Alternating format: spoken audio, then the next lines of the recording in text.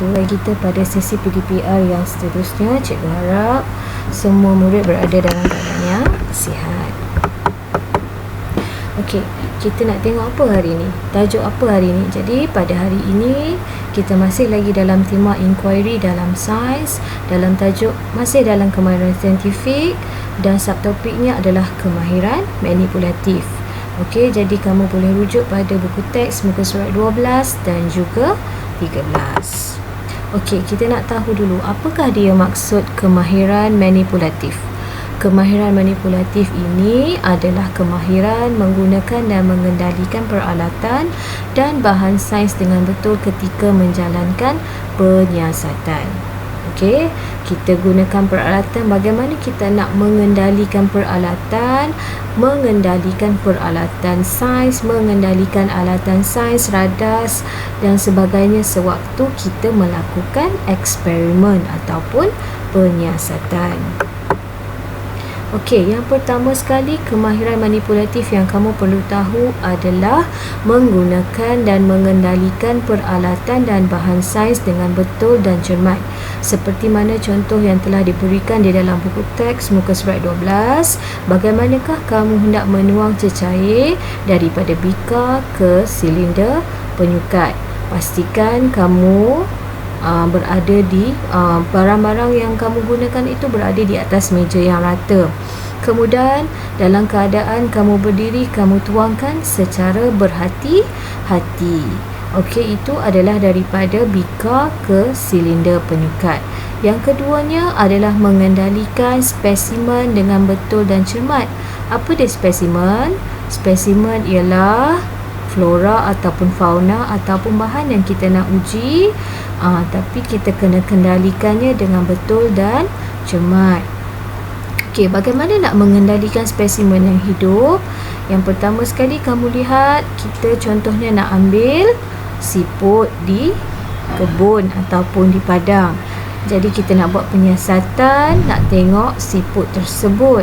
Jadi pastikan kamu gunakan sarung tangan dan kemudian kamu letakkan di atas tulang.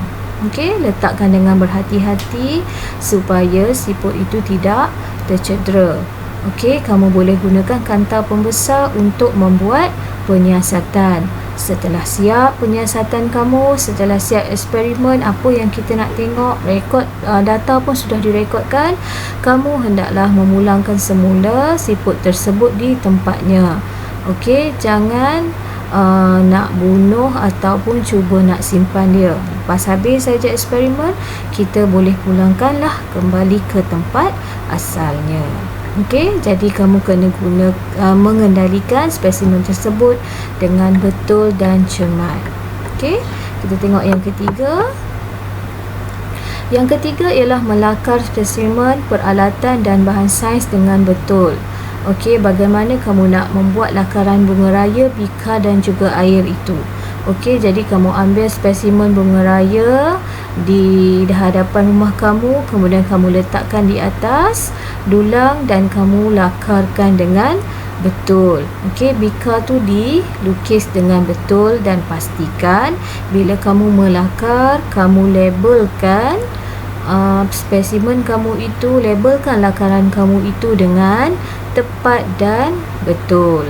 Okey, yang keempat ialah membersihkan peralatan sains dengan cara yang betul. Apabila kita berada di dalam bilik sains, kita pasti akan menggunakan peralatan dan juga radas di dalam bilik sains. Jadi setelah habis digunakan, bila kamu gunakan tabung uji tu, kamu buang cecair di dalam sinki. Kalau misalnya pepejal, kamu buang dalam tong sampah. Kemudian tabung uji tersebut dicuci menggunakan berus khas untuk tabung uji. Okey, jangan guna berus yang tidak sesuai, takut nanti pecah dan merosakkan tabung uji tersebut.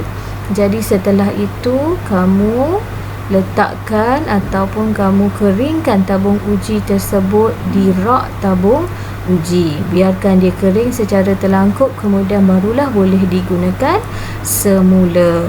Itu tabung uji. Okey, yang kelima ialah menyimpan peralatan dan bahan sains dengan betul dan selamat. Apa jua peralatan yang kita gunakan di dalam bilik sains, kita seharusnya menyimpan dengan betul dan selamat. Jadi kalau bikar, kita tengok rak bikar tu cuma bikar 100 ml sahaja.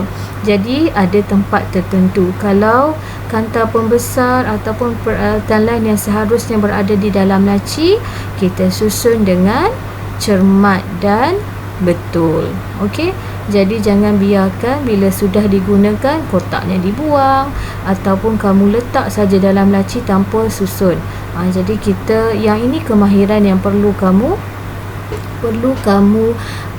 aplikasikan sewaktu kamu menjalankan penyiasatan di dalam bilik sains. Ini juga diambil kira dalam melakukan penyiasatan, bukan sahaja setakat kamu belajar, tapi kemahiran-kemahiran inilah yang menunjukkan betapa kita ni orangnya yang cermat dan juga berhati-hati sewaktu menjalankan penyiasatan. Okey, jadi latihan pada hari ini 4 hari bulan 2 ialah pada muka surat 10. Jadi kamu buat latihan sikit saja ni di dalam tabung, di dalam buku aktiviti. Okey, yang ini adalah muka surat 10. Jadi kamu padankan kemahiran manipulatif yang diamalkan oleh murid dengan gambar yang berikut. Jadi kamu salin semula, baca dan padankan gambar dengan ayat yang betul.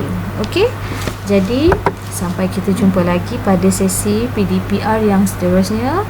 Jumpa lagi. Bye bye.